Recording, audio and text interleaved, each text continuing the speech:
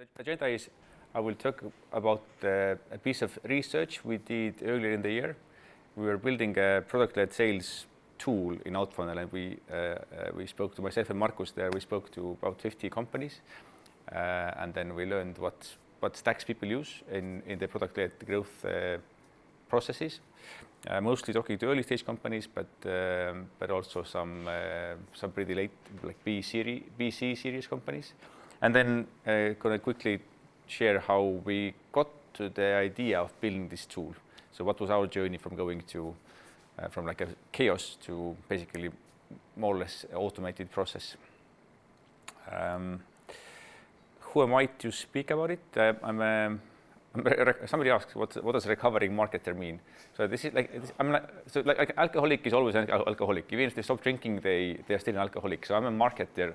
I'm now a CEO, an entrepreneur, but I still consider myself as a marketer because I can't get it out of. I just whenever I just get a piece of marketing, I'm just back into that thing. So I'm a recovering marketer. I've been part of Skype and part of Pipedrive before. These were my longer stints, but I've learned by consulting and investing in SaaS companies for the last 10 or so years. I'm also a stand-up comedy enthusiast. My jokes don't land well, so I'm not going to try them this morning. And I have 2 kids. I'm a CEO of cofounder Outfunnel. What does Outfunnel do? Outfunnel is we do something very boring, of course. So we help you connect the sales and marketing data. Then we provide another data point by showing what your leads do on your website and what they do in your product. And we sync it to the CRM, and then we will help you put this all together and then score and prioritize leads based on that. So the research we did then told us that about 7 in 10 companies have a product-led growth solution or tool in place. And the ones who don't, they have good reasons for not needing a solution. One is some companies have such a small volume of high-value leads that it's fine for them to do it manually. Like some companies get like 26 leads per month, and they have like it makes sense to research all of them and to look on LinkedIn. So it doesn't make sense to set up a process for an expensive tool or even a cheap tool to do that. Some companies were at a very early stage, so they were still figuring out who to speak to and who's their ICP and who the customer is. Doesn't make sense to put up a process if you don't know what the process should systematize, if that makes sense. And some companies were so self-service that they just say it just works. We don't need to touch it. We have a high volume of small leads. We don't need like a specific tooling in there.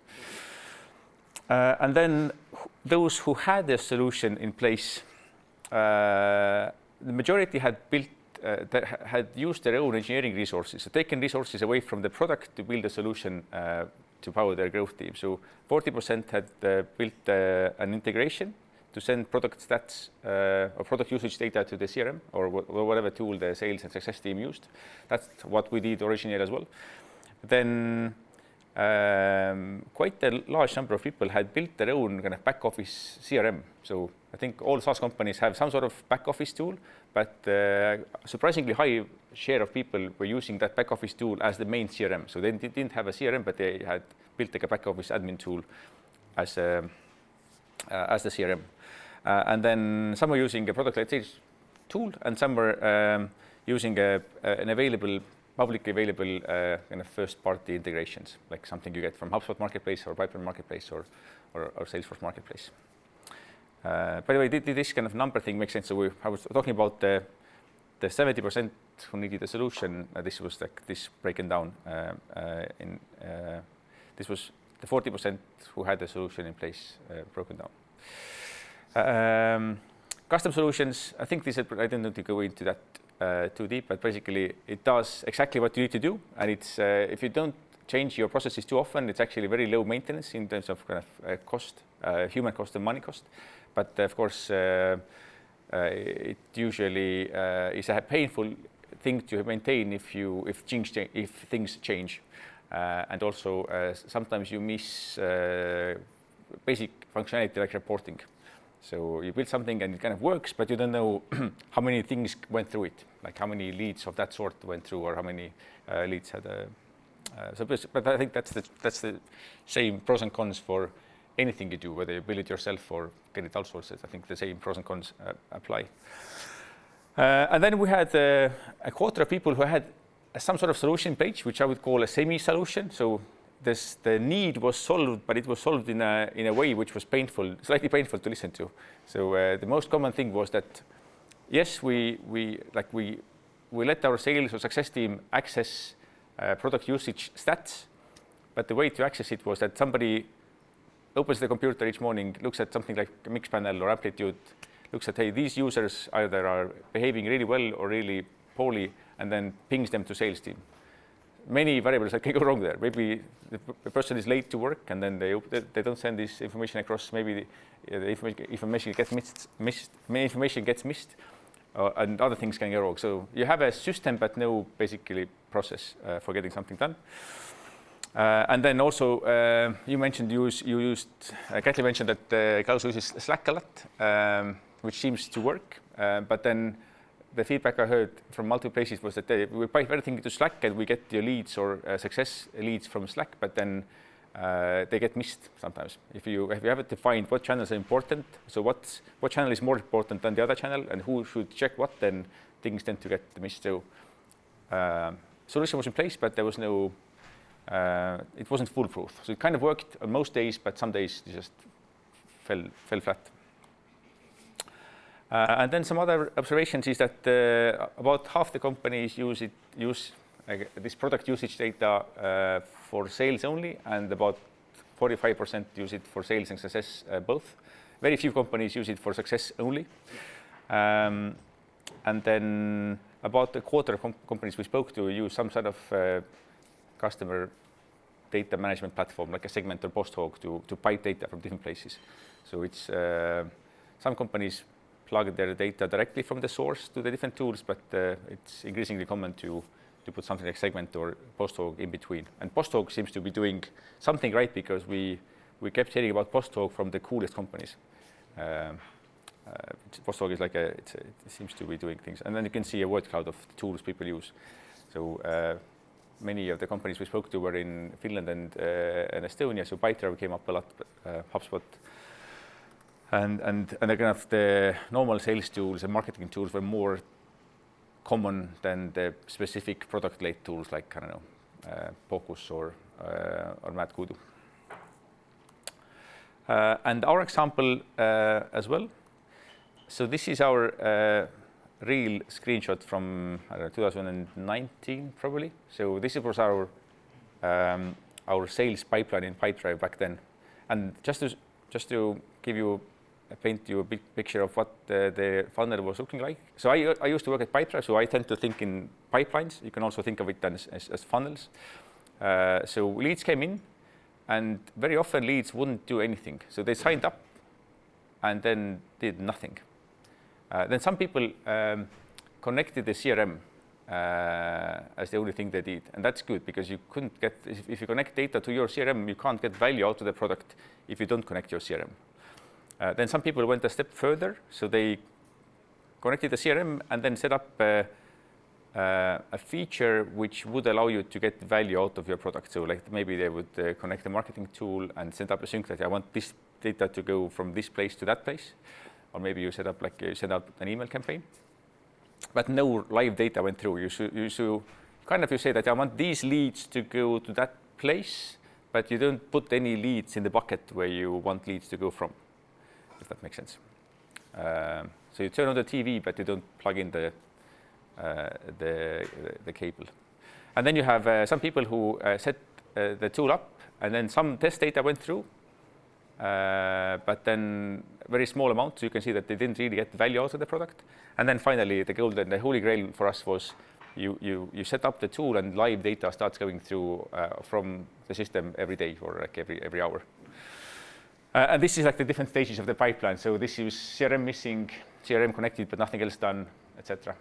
And then in the beginning, we weren't really sure. We were also in the group, but we weren't sure who the ideal customer for the product was. So we tried to get everybody to use every feature, which we tried to get in touch with everybody to see, like, so you've signed up to a product which requires you to connect your CRM, but you haven't connected CRM. What happened? So we tried to kind of email and get a lot of them on the phone. And we also had time to, our lead volume was such that we had time to look up each of them. So who are they? What's their LinkedIn profile? What's the job title? And then we were also trying to figure out who should we talk to? Should we speak to people to connect their CRM, or should we spend time with these people who are actively using? So what's the best use of our time? So it was slightly too much to be doing this full time all the time. Because also the lead value was quite small. Like the lifetime value was in hundreds, not thousands back then. And then we had an epiphany. After failing enough times at getting people to convert, we learned that, hey, people in these 3 stages get stuck for the exactly same 4 reasons. So either they just signed up for just without the need. I just like to sign up to tools. That weird people. But also we had some visibility in the wider marketplace and in some SEO content places. Then we got some like random sign up. So this looks interesting. I just sign up without a clear need. So then we had people who had no time, so they kind of wanted to use the tool. They had the need, but they didn't have time to set it up properly. Then like our messaging and product was not very clear. So some people had the need, but they couldn't figure us out. And some people figured us out, but something went wrong. So if we know where people go wrong, and all of these people, so the majority of our leads, I think 70% of our leads get stuck for the same 4 reasons, you know how you can address them. So you can if you just say to them, what do you stand for, where you get help, and that it doesn't take a lot of time to set it up, then if you automate these messages, then you can basically get rid of a lot of your manual conversations. Manual conversations doesn't really make sense, right? Verbal conversations. You can automate the messages. If you say the same thing again and again and again, you can basically automate that. So that's what we did. So then the leads would come in. We would move them to the right stage in the funnel, and everybody who was in these 3 stages got the same automated emails. And then we would spend time with these guys to help them properly, to kind of offer help proactively. And then, but it still required manual work. We were still doing this thing where a lead would come in, and either myself or Markus would open up the back office, see that had they used the product. If they had used the product, we put them in the right phase. If they hadn't used the product, we just kept them there. Every day you go in and just manually move the leads, which was a good way to learn, but something you wouldn't want to do for like months and months and months. So Markus then set up an automation where we would send our key product stats to Pipedrive, and we would use Pipedrive's workflow automation to put the lead in the right place. So we would have leads going into the pipeline automatically. If they were in the red places, so people who usually didn't convert, they would just get automated emails.